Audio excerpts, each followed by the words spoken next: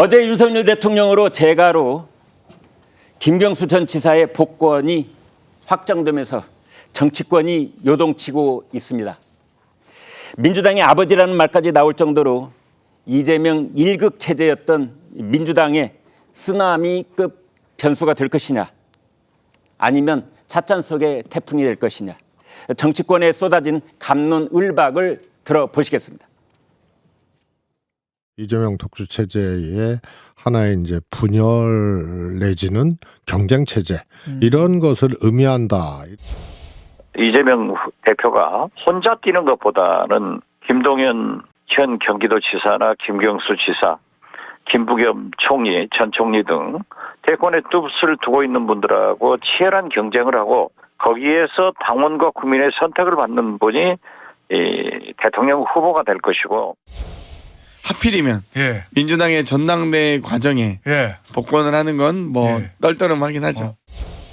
이재명 당대표와 그 반대편에 서가지고 소위 말하는 진짜 야권 분열의 상황이 온다. 저는 야권 쪽에서 이재명 대표와 김경수 전 지사가 결국 같이 윈윈하는 길을 선택할 것 같아서 최백문 국장님, 이번 주에 이제 김경수 전 지사의 복권과 관련해서 입 있는 분들이 다 한마디씩 하고 있는 상황인데, 그렇죠. 중구난방식. 네, 그렇습니다. 그런데 이제 결론은 이런 겁니다. 이재명, 김경수 둘 사이의 관계가 앞으로 어떻게 전개가 될 것인가? 어떻게 전망하십니까? 사실 그 첫 번째 고비가 있죠. 이재명 후보의 사법 리스크 1심 판결. 네. 이제 10월이나 11월 초 뭐 이 정도로 해서 2개가 예상이 돼 있지 않습니까? 네. 거기에서 이재명 후보가 이제 뭐 곧 대표가 될 테니까 네. 이재명 대표가 유죄가 되느냐 무죄가 되느냐 이게 엄청난 차이가 있을 거라고 네. 봐요. 그래서 이제 앞으로 이재명 후보는 혹시 본인이 좀 흔들리더라도 네. 적어도 이 민주당 내에서는 본인에 대한 도전자가 나올 수 없도록, 그러니까 유력한 도전자가 나올 수 없도록 당을 만들어 왔다고 저는 생각을 합니다. 네. 그동안에 뭐 이제 대의원 비중을 낮추고 권리당원의 그 비중을 높이고 뭐 그다음에 이제 이번 총선 공천 때 친명계를 대거 공천하고 네. 뭐 이런 것들은 이 당에서는 누가 나오더라도 나에 대한 도전은 못할 것이다라는 그런 시스템을 갖춰놨다고 저는 보거든요. 네. 자, 그런데 이제 만약에 10월, 11월에 그 이재명 대표가 유죄가 나온다면 1심이지만 네. 유죄가 나온다면 큰 동요가 있을 것이고 그렇게 되면 김경수 전 경남지사에 대한 기대가 네. 훨씬 커질 겁니다. 예. 이렇게 되면 이제 이재명 후보가 만들어 놓은 그 시스템이 이제 금이 쩍쩍 가는 소리가 들리겠죠. 네. 그렇게 판단이 됩니다. 그 최대 관건은 이제 이재명 전 대표의 사법 리스크가 어떻게 현실화되느냐, 이 문제일 것이다. 그렇죠. 그러니까 아마 10월 늦어도 11월 초 정도까지는 이게 대략 그 윤곽이 나올 거다 이렇게 생각합니다. 네. 자, 김준욱 대변인께요. 방금 전에 저희가 영상에서 뭐 떨떠름 이런 제 표현까지 들었는데, 지금 친명계 쪽에서 봤을 때 김경수의 복권 이것이 떨떠름한 전동입니까? 아니면 바짝 긴장할 정도입니까? 지금 친명계라고 소위 얘기하시는 분들 안에서도 뭐 다양한 지금 의견들이 계신 것 같아요. 그렇긴 하네요. 지금 이제 김경수 전 지사가 친노 친문의 적장자다. 네. 그러다 보니까 잠재적인 경쟁자다. 이렇게 지금 보시는 분들도 계시고 네. 또 한편으로 보면은 앞으로 이 김경수 전 지사가 뭐 그 본격적인 정치 행보를 할지는 모르겠습니다만 네. 하교될 때 그때 과연 그 대선 후보로서 뭐 역할이 있다면 네. 그렇다면은 이 지금 야권 전체의 파이를 키우고 그래서 통합되는 그런 분위기에서 경선 과정을 거치면서 어떤 경선에 신선한 자극을 줄 수 있지 않느냐. 네. 또 특히 경선에서 이재명 대표 혼자 뛰는 것보다는 페이스메이커의 역할을 같이 하면서 네. 경선에 흥행을 낼 수도 있지 않겠느냐. 네. 이런 기대감도 같이 존재하는 것이거든요. 네. 그래서 지금 그 소위 이 당의 친명계라고 불리우는 분들 중에서도 여러 가지 관점으로 지금 이 부분을 해석하는 분들이 계시다 이렇게 보고 있습니다. 네. 그런데 이제 지금 말씀 중에 파이를 키운다는 점에서는 이제 긍정적인 요소인데, 그게 단순히 파이를 키우는 거에 그칠 것이냐, 아니면 위협적인 존재가 될 것이냐, 이 차이가 크지 않겠습니까? 지금 이재명 그 이제 이번 주말이면 대표가 되실 테니까요. 네. 이재명 대표의 이기 체제가 들어선다라는 것은 그동안 그 민주당 내에서 상당히 견고한 네. 이재명 대표 체제, 또 이재명 대표를 지지하는 사람들이 그만큼 많이 늘어났다라는 거잖아요. 네. 그런 상태에서 앞으로 2년 정도 후에 이 대권 레이스가 시작됩니다. 그때까지 이재명 대표가 크게 무리 없이 상황을 유지해 갈 수 있다라고 보는 사람들이 지금 대부분이거든요. 근데 초국장 방금 이제 사법 리스크가 중요한 요소가 될 것이다라고 이제 변곡점이 될 것으로 예상을 했는데 그 부분은 어떻게 보십니까? 그 부분에 대해서 해석이 갈리는 거예요. 네. 저 같은 사람, 제가 볼 때는 아마 이재명 대표의 사법 리스크 중요한 변수가 될 수는 있습니다만 지금 대선 경선이 본격적으로 들어가기 전까지 이재명 대표가 뭐 1심 판결만으로 완전히 치명상을 입겠는가? 네. 그렇지는 않을 수 있다. 어느 정도의 핸디캡은 갖겠지만 그것이 경선에 크게 영향을 미칠 정도가 될지는 그때 상황을 봐야 되고요. 뭐 최소한 2심 정도까지의 상황들이 나온다든지 아니면 뭐 아예 경선에 참여할 수 없을 정도의 대법원 판단이 나오기 전까지는 아마도 이재명 대표의 체제는 뭐 일부 좀 흔들림이 있을 수는 있습니다만 그렇다고 해서 무슨 뭐 균열이 심각하게 가거나 침몰되는 수준까지 가지는 않을 것이다라고 보는 게 저는 뭐 당 내에서는 그렇게 생각하고 있습니다. 네. 아무튼 이제 다음 달이면 결심 공판이 있고 그 다음 달에 선고 공판이 있는데 그때 검찰이 구형을 얼마나 하는지 그리고 1심이긴 하지만 선고가 어느 정도나 내려지는지 벌금이라고 하면 300만 원, 500만 원 뭐 이 정도인지 100만 원을 가까스로 넘는지 또는 뭐 금고 이상의 형, 징역형 뭐 이런 쪽의 얘기가 또 거론이 되는지 이것도 아마 큰 관건이 되리라 이렇게 예상해 볼 수 있겠는데요. 아무튼 김경수 지사 얘기로 다시 돌아가 본다면 2년 전 2022년 12월 사면 받았을 때는 원치 않는 선물을 받았다 이러면서 뭐 속마음은 모르겠습니다만 아무튼 겉으로는 불쾌감을 드러냈던 김경수 전 지사였거든요.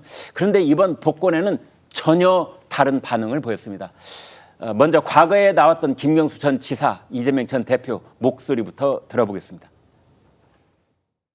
정치는 국민들에게 희망을 주어야 하고요. 그리고 갈등의 조정자가 돼야 된다고 생각합니다. 과연 우리 정치가 그런 역할을 하고 있는가 하는 점에 대해서 정치인의 한 사람으로서 저도 깊이 성찰해야 되는 부분이 있다고 생각하고요. 오히려 그런 역할을 잘 해나가고 있는 나라들을 좀 찾아보고 우리와 무엇이 다른지 그런 것들을 좀 깊이 있게 고민하고 연구해 보려고 생각하고 있습니다. 후보는 다양하고 많을수록 좋습니다. 그리고 김경수 전 지사 문제는 저희가 직간접적인 여러 루트를 통해서 지속적으로 복권을 요청드렸던 바가 있습니다. 자, 최재원 기자, 이제 2022년 저 때 그 연말에 이제 사면 받았을 때는 뭐 원치 않는 선물이다 돌려주려고 하는데 돌려줄 방법이 없다 이렇게까지 얘기를 했는데 이번에는 좀 입장이 많이 달라진 것 같아요. 네, 맞습니다. 어제 발표가 난 이후에 곧장 SNS에 1시간 만에 글을 올렸는데요. 저의 일로 많은 분들에게 심려를 끼쳐서 송구하다 이렇게 말하면서 걸어온 길에 대해서 더 성찰하는 시간을 보내겠다. 복권에 반대했던 분들의 비판에 담긴 뜻도 잘 헤아려 보겠다 이렇게 얘기를 했습니다. 그러면서 우리 사회를 위해 보탬이 될 수 있는 역할이 무엇인지 잘 고민하겠다 이런 말까지 했는데 정치권으로 재개할 의사를 간접적으로나마 피력한 것이 아니냐 이런 해석이 지금 정치권에서 나오고 있는 겁니다. 이번 복권으로 김 전 지사 같은 경우에는요 2026년 지방선거에도 출마할 수 있고요. 그 이듬해 열리는 대선에도 출마가 가능해지기 때문에 지금 여러 루트를 통해서 상상력들이 지금 정치권에서 나오고 있는 상황입니다. 네, 성재준 의원께요. 정치권에 글쎄요 클리셰라고 해야 될지 뭐 대자비라고 해야 될지 뭐 국가를 위해서 봉사할 수 있는 길을 찾아보겠다느니 또는 뭐 여기에 지금 사회를 위해 보탬이 될 수 있는 역할을 고민을 해보겠다 이게 무슨 뜻입니까? 아무래도 이제 뭐 사회에 보탬이 되겠다 뭐 어떤 얘기를 하는 것 자체가 정치권에 좀 복귀하겠다라는 뜻으로 봐야 되겠죠. 네. 근데 아마 시청하시는 대부분의 분들 같은 경우는 뭐 김경수 지금 전 지사가 사회를 위해서 봉사하겠다라고 한다면 그 봉사 좀 말리고 싶다 이렇게 생각하실 것 같습니다. 우리가 좀 생각을 해봐야 되는 게 지난번에 사면일 때 같은 경우는 김경수 전 지사가 굉장히 불쾌하다라는 듯이 얘기를 했었거든요. 네. MB의 들러리가 되는 걸 거부하겠다라고 하면서 사실상 사면에 대해서도 좀 거부하는 듯한 그런 모양새가 있었습니다. 네. 네. 처음이 어렵지 두 번째는 어렵지 않거든요. 그러니까 이번에 같은 경우도 복권을 반대하는 분들의 뜻을 헤아리겠다라고 얘기하시니까 네. 복권에 반대하는 분들의 그 뜻을 헤아리시면 복권 반대하면 되는 거 아니겠습니까? 네. 자기가 거부하면 되는 것이고. 저는 이 문제에 대해 가지고 김경수 전 지사가 정치권에 온다라는 게 뭐 여러 가지 정치적인 해석이 나오고 있죠. 뭐 지명직 최고로 이재명 대표가 뭐 앞으로 될 분이니까 대표가 임명을 할 것이냐, 아니면 뭐 재보궐선거에 나올 것이냐, 지방선거에 나올 것이냐, 별의별 얘기가 지금 많이 나오고 있지만 이거 자체가 근본적으로 좀 잘못된 게 아닌가라는 생각이 좀 듭니다. 네. 김경수 전 지사 같은 경우는 다른 지금 범죄가 아니었거든요. 대한민국의 정치 그리고 선거의 근간을 흔드는 그런 범죄를 저질렀던 거 아닙니까? 네. 그 부분에 대해 가지고 복권이 되고 이렇게나 빠르게 언제 다시 이게 복귀가 될 수 있냐, 이런 거가 논의되는 것 자체가 저희가 좀 근본적으로 문제 제기를 해볼 필요가 있다라는 말씀을 드립니다. 네. 자, 그래서 근본적인 문제 제기, 이제 이 부분은 지금 해소가 말끔하게 된 건 아닌데요. 전수미 대변인께 여쭤보겠습니다. 저는 어제 이 얘기를 듣고 깜짝 놀랐습니다. 장경태 의원이 아니 지명직 최고위원에 이제 김경수 전 지사를 임명할 수도 있다, 이런 얘기를 했어요. 이게 가능성 있는 얘기입니까? 뭐 까마귀 날자 배 떨어진다, 그런 속담이 좀 떠오르는데요. 네.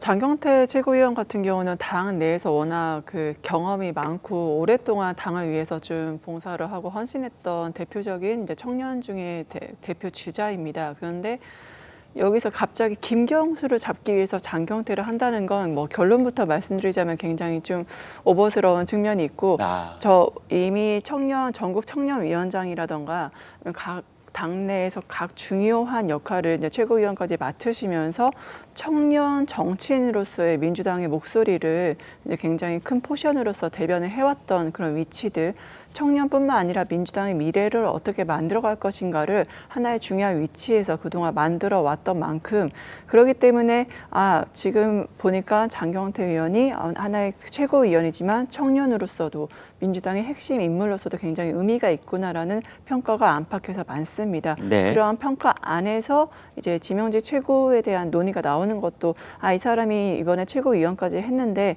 여기서 그냥 끝내기보다는 뭔가 다른 당내 중요한 역할을 줘서 당에 대한 미래, 그러니까 민주당에서도 청년에 대한, 여성에 대한, 약자에 대한 미래를 만들어가는 과정에 있어서 그런 하나의 역할을 할 수 있도록 여러 가지 논의가 되고 있는 거고, 지금 확실하게 결정된 것도 아니고 장경태 최고가 그동안 역할을 잘 해왔기 때문에 여러 가지 역할에 대해서 당내에서 고심하고 있다라고 말씀드릴 수 있습니다. 그러니까 장경태 최고도 이제 전당대회 이후에 자기가 지도부에 계속 이제 입성하는 문제도 생각을 하고 있겠고, 또 하나는 이제 제가 여쭤보고 싶은 것은 김경수 전 지사를 말이죠. 왜 우리가 그런 얘기 하잖아요. 가장 껄끄러운 사람을 바로 옆에 둬라. 그래서 다른 짓 못하게 늘 감시가 용이하고 말이죠. 예를 들면 노골적으로 좀 얘기를 해본다면 이제 그런 의미에서 김경수 전 지사를 이재명 대표의 가장 옆에다 두려고 할 것 아니냐, 뭐 이런 얘기거든요. 그 점에 대해서는 어떻게 보세요? 김경수가 뭐 적은 가까이 둘수록 좋다고 하는데, 저는 이재명 대표님께서 그 김경수 지사를 적으로 우선 생각하고 있는지조차가 좀 의문이 있고, 네. 그다음에 두 번째는 김경수 지사가 지금 이재명 대표만큼의 체급이 되시는 분인지, 오히려 저는 언론에서 김경수 복권 됐어, 대단해, 이번에 대선 주자 나오는 거 아니야라고 오히려 한동훈 위원장이나, 그러니까 한마디로 보수나 진보나 민주당이나 국민의힘에서 김경수 지사를 이렇게까지 사랑하셨나, 저는 그 생각이 들 정도로 자꾸 그런 급이 아닌데 그런 급으로 언급을 함으로 인해서 만들어주시는 게 아닌가. 이제 이것이 자체도 대선에 나가야겠다, 본인께서 결정하신 바가 확실히 없는 상황에서 오히려 언론에서 이렇게 자꾸 이제 부각시키고 뭔가 어떤 주자로서 역할을 하기를 기대하는 거 아니냐라는 모습을 투영함으로 인해서 그런 뭐 이재명 대 뭐 김경수 이런, 아니면 한동훈 대 김경수 이런 구도로서 이제 만들어가는 그런 약간 부풀리기 효과가 있는 게 아니냐, 저는 좀 그렇게 보고 싶습니다. 이제 결론적으로 말하자면 이재명 대표가 김경수 지사를 최고위원으로 지명할 일은 없을 것이다, 이렇게 보시는 것 같은데. 최 국장님, 근데 이재명 대표 조금 전에 영상에서도 봤었는데 이제 자기가 그 김경수 복권을 뭐 여러 가지 루트로 요청을 해왔다 그랬잖아요. 네. 그것에 대해서 김경수 지사는 어떻게 생각하고 있을까요? 그 사실관계가 중요하지 않겠어요? 뭐 정치라는 게 어차피 말을 따라갈 수밖에 없기 때문에 네. 이재명 전 대표의 저 말이 과연 사실이냐? 근데 대통령실에서는 그런 요청을 받은 바 없다고 그랬거든요. 네. 그러니까 이제 규명을 해봐야 되는데 네. 저 개인적인 견해로는 이재명 그 후보가 김경수 전 지사의 복권을 그 대통령실에 요청한 적이 없는 것으로 저는 그 알고 있습니다. 네. 자, 그렇기 때문에 그 설령 그게 있었다고 할지라도 아마 김경수 전 지사는 본인의 복권이 어떻게 이루어졌는지에 대해서 그 이미 분석이 끝났을 거예요. 네. 누구의 요청에 의해서 어떻게 이루어졌다. 그렇다 하더라도 이재명 전 대표가 만약 여러 차례 요청한 것이 사실이라면 전화 한 통화 쪽으로는 할 수 있는 거 아닙니까? 아니 사실이라면 하겠죠. 네. 근데 이제 김경수 전 지사는 아마 그게 사실이 아니라고 판단하고 있을 거요. 저는 그렇게 짐작을 합니다. 네. 그런 점에서 본다면 부채의식, 이재명 후보에 대한 부채의식 김경수 전 지사가 전혀 갖고 있지 않을 거고요. 그리고 뭐 지명직 최고위원? 아니 11월 말이나 12월 초에 들어온다는 사람을 어떻게 지명직 최고위원으로 임명합니까? 그 여러 가지의 상상은 네. 그야말로 상상에 그칠 것이다. 그리고 이재명 그 후보가 대표가 되더라도 이재명 후보의 스타일 우리가 잘 알지 않습니까? 네. 김경수 전 지사를 지명직 최고위원에 임명할 가능성은 없다고 봅니다. 네. 상상은 상상일 뿐이다. 이렇게 말씀을 주시네요.